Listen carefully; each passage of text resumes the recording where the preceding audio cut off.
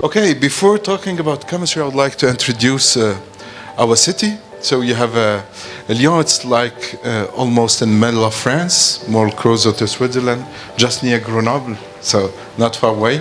You have a view of the city here from a castle in old Lyon. So you can see here the main city, and this is the old city. So in my group, we are basically interested in organofluorine chemistry, and I would try to give you a small overview why organofluorine is important and what's the challenge we are trying to tackle. So CF3 Motif specifically has two contradictory properties. The first one, high electronegativity, and the second one related to high lipophilicity. And you can see the CF3 Motif is contributing to address major societal health issues, like with this anti-diabetic, one of the top 20 most sold drug, thalassemia and anti-cancer, and more recently to treat AIDS, or even Paxlovid to treat COVID-19 that all over the world we suffered with this stuff.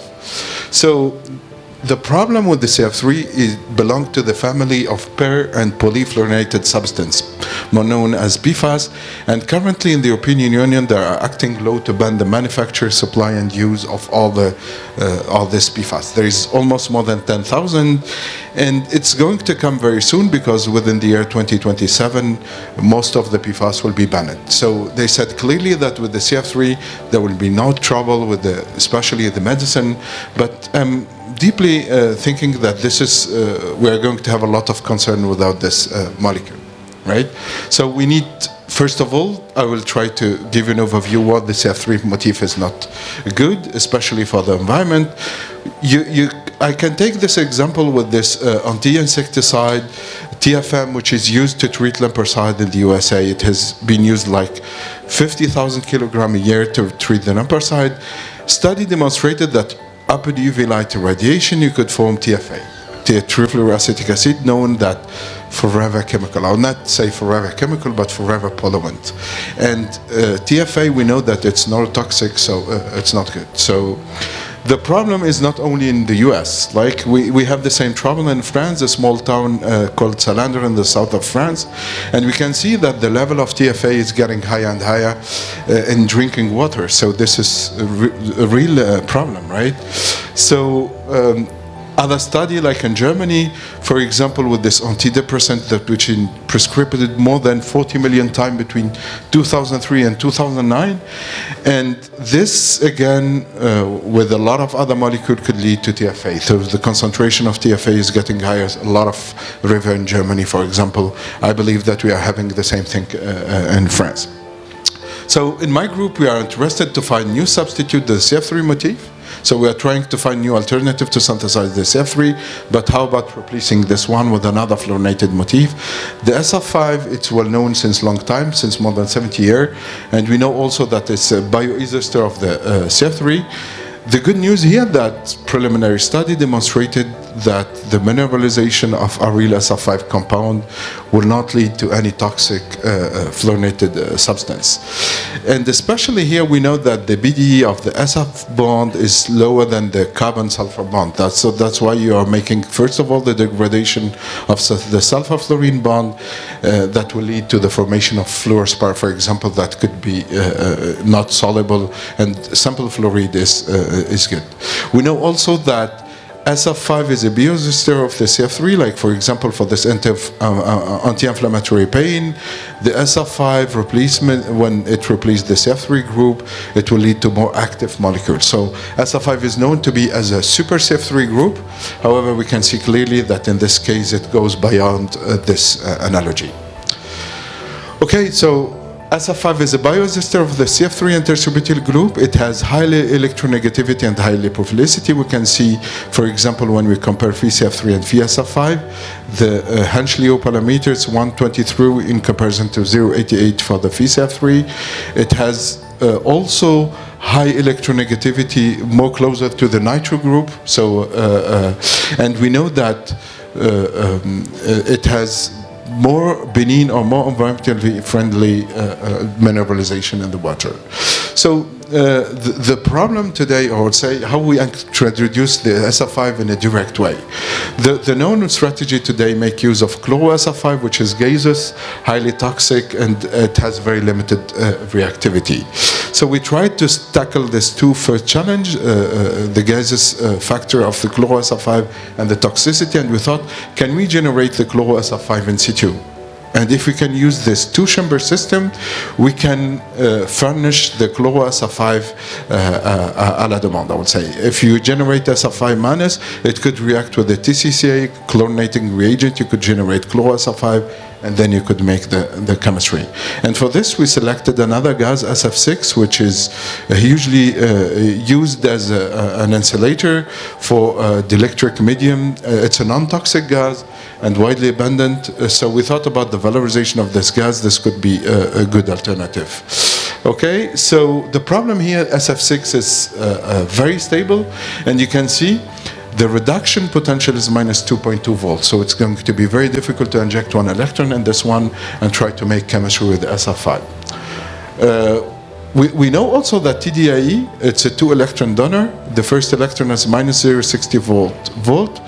This could definitely not thermodynamically possible to reduce SF6, but once you irradiate the TDIE, you have an excited state, and this is becoming very reducing. So minus 3.4 volt, so almost you can reduce everything with this one. And this is what we did upon exposure of 1 atmosphere of SF6 in the presence of TDIE, blue lead irradiation in pentane. Within 7 hours you could form a new salt, SF-minus salt.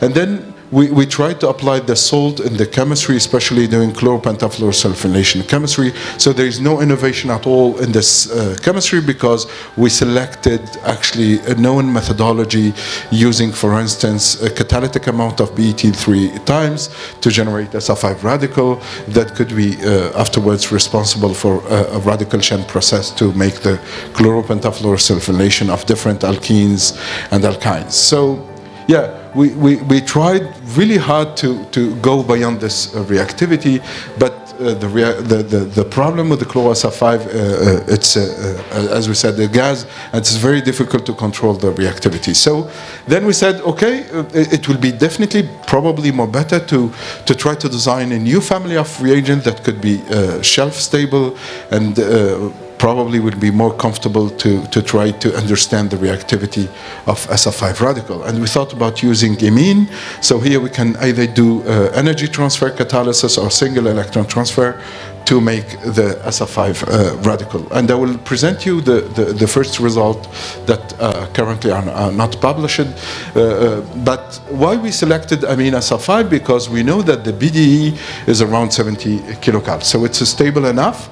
However, we need something to activate the NSF5 bond to get either the SF5 radical, probably another nitrogen radical through energy transfer, and then we could make chemistry to get the desired carbon SF5 bond. So for doing this, we thought, okay, if we can start with the NSF5 bond already, with 2 leaving group on the nitrogen, and then we could make it react with the carbene, for example, we could get the amine SF5 that probably is stable, and then we could do chemistry of that. So I'll present you the synthesis. So the NSF3 is known, like the ND-chloro-SF5 bond or Motif, but we made some innovation here using our technology by generating FCl in situ that make it react with NSF3 that could be generating upon reacting this amide, commercially available amide with this sulfur under oxidative condition. You could generate the NSF3, and then FCl react with the NSF3 could generate the ND-chloro-SF5 in 50% yield. Then we make react this ND-chloro-SF5 with this diazonium salt. Upon heating, you could generate the carbene, and then you could form a different amine SF5 with a variety of yield. Here, we thought that probably the substituent on the phenyl ring may have an impact, and that's why we we tried to synthesize electron donating and electron withdrawing group. So to see clearly if there is an impact, we measured the cyclic voltammetry of this new molecule, and you can see that we have a real impact. When you have a nitro compound, it's much more easy to reduce this one. So minus 1.3 volt toward silver, that means it's minus 1 toward ECS. So this molecule is definitely easily reducible in comparison to SF6. The hydrogen and fluorinated analog are also quite I would say minus 1.31 in comparison to CS. Then with this reagent, they are all of them stable, most of them are solid. We tried to make some new reactivity, and we selected this photosensitizer because it has a very high triplet energy, like 65. So, and we thought that we could generate SO5 radical, and we added a styrene in the reaction, and we were glad to see that we could make imino-pentafluorosulfonylation of this styrene. The kinetic is different, but the reaction is very fast. Within 60 minutes, you could reach 90% yield with the fluoro or the hydrogen starting material. Before investigating further the reactivity, we thought, okay, can we extend the reactivity to the imine SO5? And for the moment, we are not sure that all of them could be used to transfer the SO5, but anyhow, maybe to make chemistry with this one, to reduce the imine and to try to generate more stable NSO5, this could be interesting. So I'm not going to comment this in detail, but then we selected the simple one, the phenylphenylene NSO5, and we could do a variety of pentafluorosulfonylation of a variety of styrene. Okay. So with this, we demonstrated, first of all, that we could make the hydrolysis of the amine. We can get the ammonium. The students are still working very hard to try to make follow-up experiment with this one. We're facing some challenge, but I hope that we could make this very soon. Then we investigated the reaction mechanism. To make a long story short, upon irradiation of the imine SO5 in the presence of the photocatalyst and the styrene, mainly we could form 3 radicals. This is obvious because you make the homolysis of the NSO5, then we could trap the SO5 radical, the imine radical, and then we could even try to some extent this benzylic radical with the DMPO as a radical trap. We measured the quantum yield of the reaction. So when the quantum yield is higher than 1, then probably it's a radical chain mechanism. It's not all the time obvious, but clearly in our case, this helped us to propose the following mechanism. The first step, we could make the homolysis of the NSO5. We generate SO5 radical that react with the styrene. You generate a very stable benzylic radical that undergo radical chain propagation here because it could react with the imine SO5. You generate the C-centered radical at the upon alpha or beta session of the NSO5. You could form the SO5 radical and you generate the desired product. So we were very happy with that, and then now we are trying to explore the reactivity with a different kind of other starting material. And the first question we said, okay, we could make energy transfer, but probably injecting 1 electron also could allow us to investigate new reactivity, because then you are not going to introduce the N-nitrogen radical anymore, but you form an imine and you form SO5 radical, you trap it, and then, for example, you could make a defunctionalization of the styrene. But then we should be able to demonstrate, first of all, that because there is 2 possible scenarios, right? The first one, if you inject radical, you form a radical anion here that could collapse to SO5 radical and imine minus, but in the meantime, you could form also SO5 minus and imine radical. And to confirm the nature of the single electron transfer on the reagent, we made EPR catalysis in the meantime to demonstrate that we are definitely forming SO5 radical that we trapped here with this DMPO. Then this opened definitely new reactivity. If you form the SO5 radical, you could react with the styrene. You could form this benzylic radical that we could trap with any other functional group, or probably with transition metal, and then we could enlarge the scope of the reactivity of this one. None of this was possible before with the chloro SO5 also.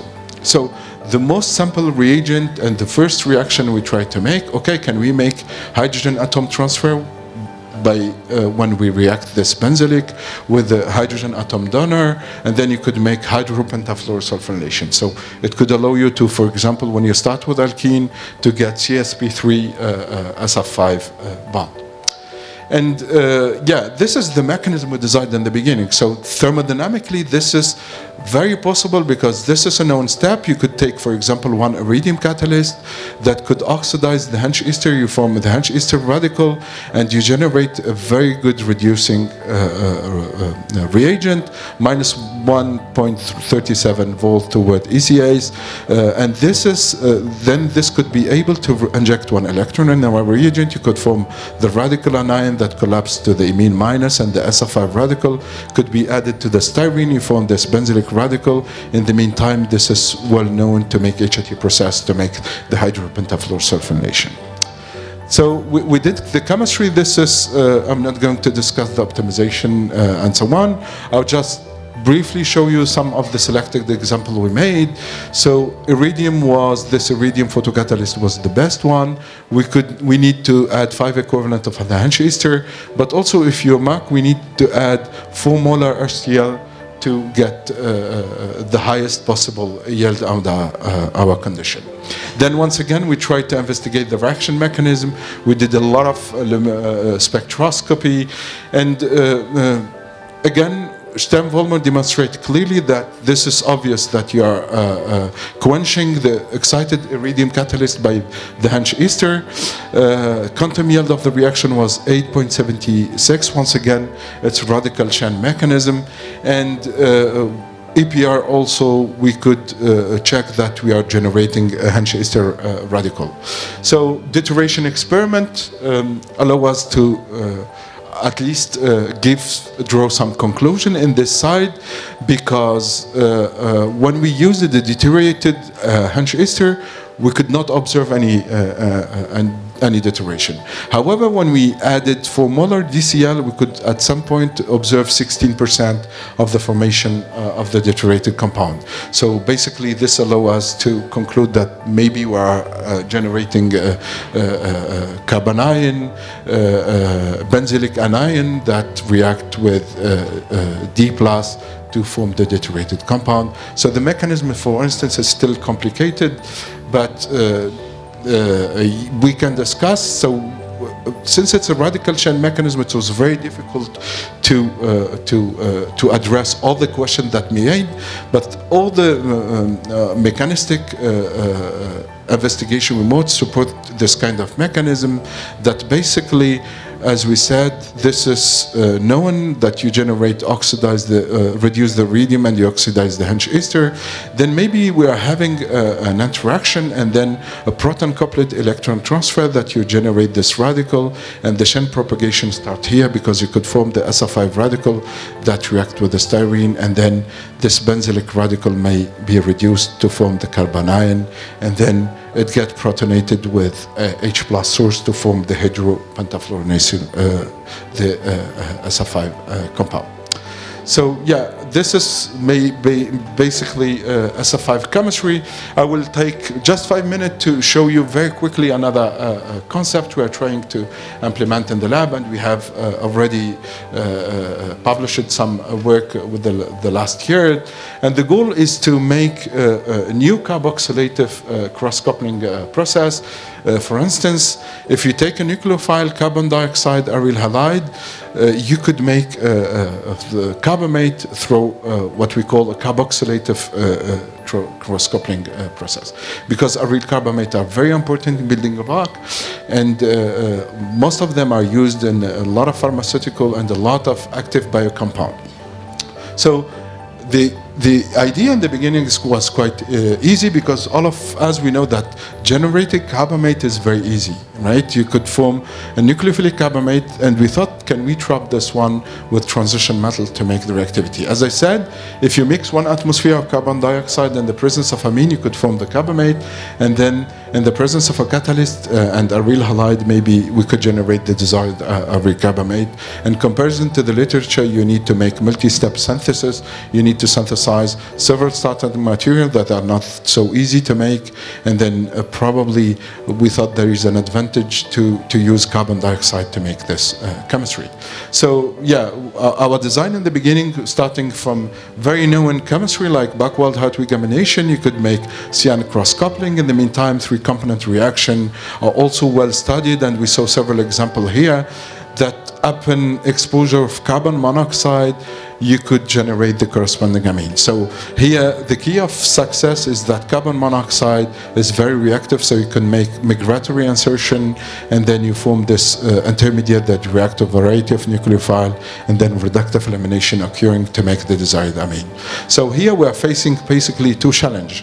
The first one is how to activate the thermodynamically and kinetically stable carbon dioxide, but we know that this is not, again, any problem because amine reacts very fast with carbon dioxide to form the carbamate. The second one is reductive elimination. Like, for example, if you take nickel-2 or palladium-2, CO reductive elimination usually is endergonic, so it's very difficult to make the reductive elimination. But then, if one could make energy transfer to excite the transition metal catalyst or single electron transfer by having higher oxidation state, usually reductive elimination could undergo very easily. So maybe due to time, I'm not going to discuss the optimization, but to make a long story short, we could use cyanoarenes or organo photocatalyst in conjunction with a stable nickel-2 complex, a variety of aryl iodide and bromide, several amine. We could make the carboxylative cross-coupling process. Then we discussed the reaction mechanism as we designed in the beginning. So maybe the first step will be the oxidative addition by generating in situ nickel-0 that react with aryl halide. You could form a nickel-2.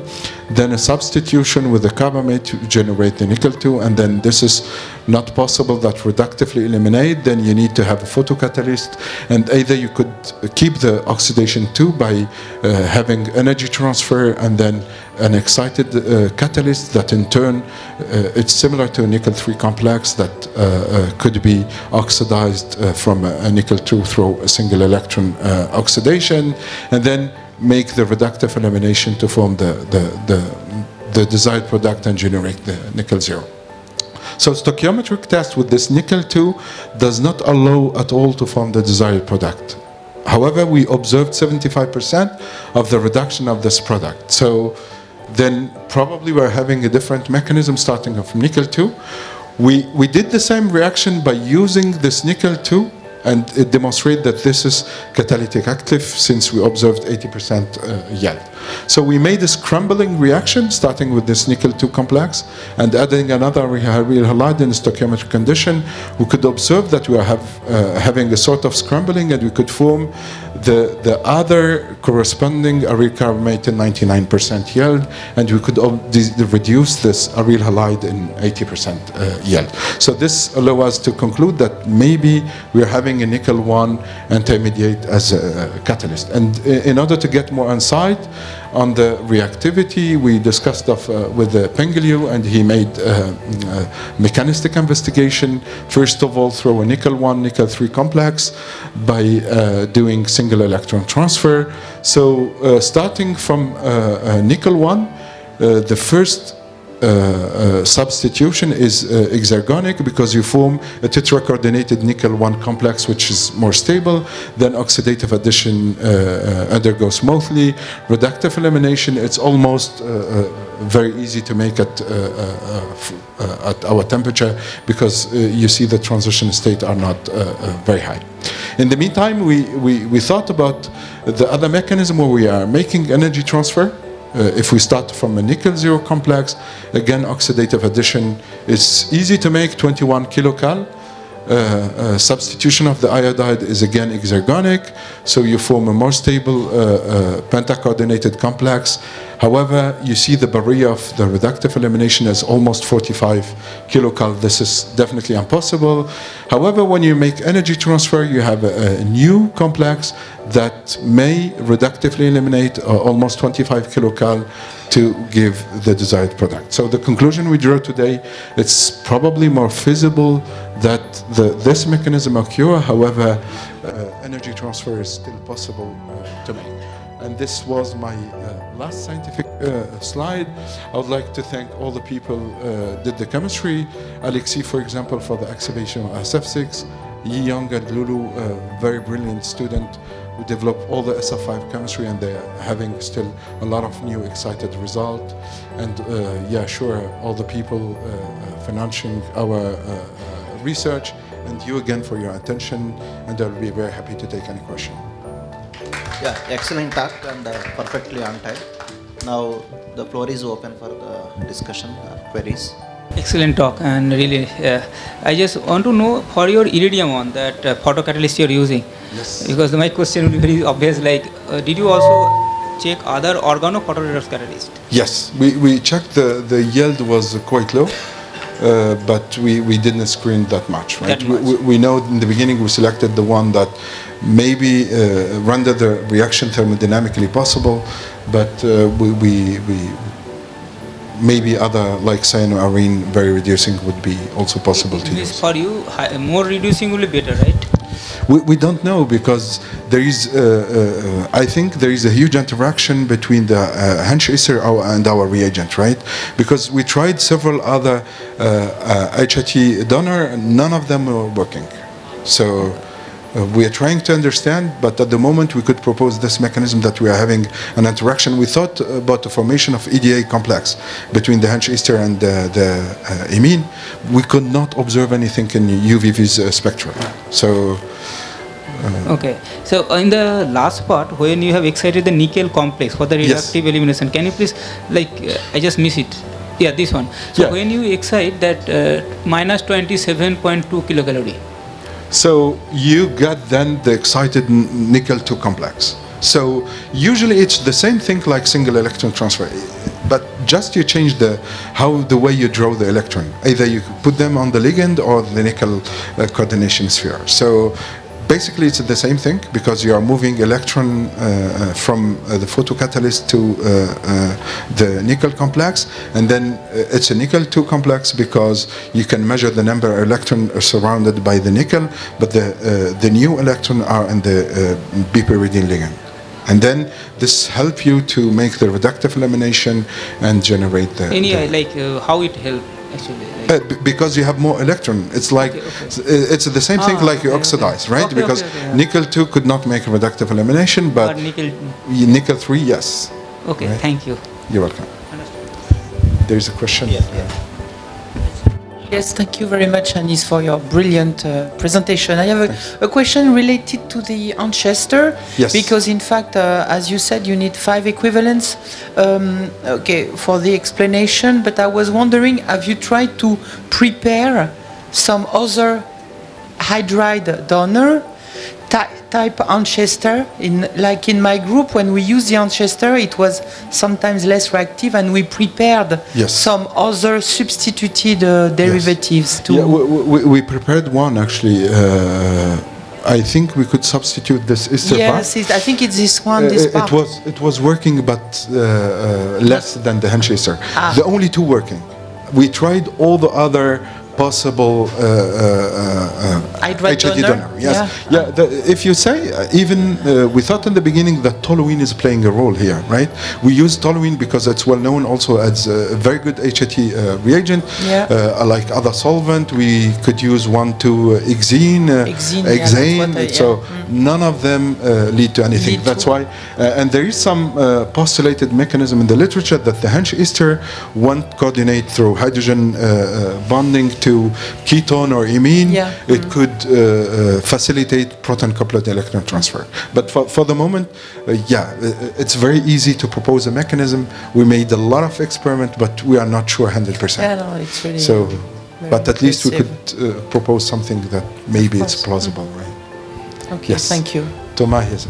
Thank you, Anis, for the great talk. Actually, I have a question about this Anchester as well. So I'm surprised that you do not observe the product resulting from the first reaction that you get, because you suggested a radical chain pathway. So you should also have a competitive pathway here. Yes. So my feeling is that that's probably an electron donor acceptor complex that you have in the media, but in equilibrium. Otherwise, you should observe this product, no? Yes. So we made like as I told you, UVV's spectra. We made also low NMR to see if there is any changement, but nothing at all. So another point that we thought that probably we could have also an energy transfer mechanism, because this iridium, it has also high energy, triplet energy. However, when we made the EPR, we could see really a little small of the nitrogen radical and the SF5 radical. It's almost traces, right? So maybe you said, okay, probably this is not the preferable pathway of the reaction. In the meantime, if we try the same reaction with TXO, it's not working at all. Okay. And did you try this reaction under basic condition without catalyst? Because the Anchester is the anion of Anchester, when it's excited, it's a very reducing, highly reducing reagent. So that could be a pathway to get rid of iridium. Yes. So we tried the reaction without iridium. With Anchester, we thought about this, no reaction at all. Yeah. We thought also, because we said, okay, maybe we need to initiate the mechanism, because you can reduce the iridium with any amine, right? Triethylamine, diisopropylamine. We don't observe any product.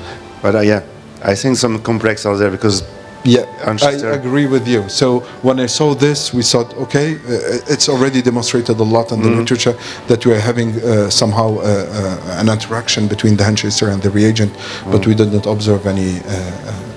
And did you consider photos CE-DNP analysis by NMR? That could be a way to find this EDA complex. Yeah, but right. you need the equipment for that. Yeah.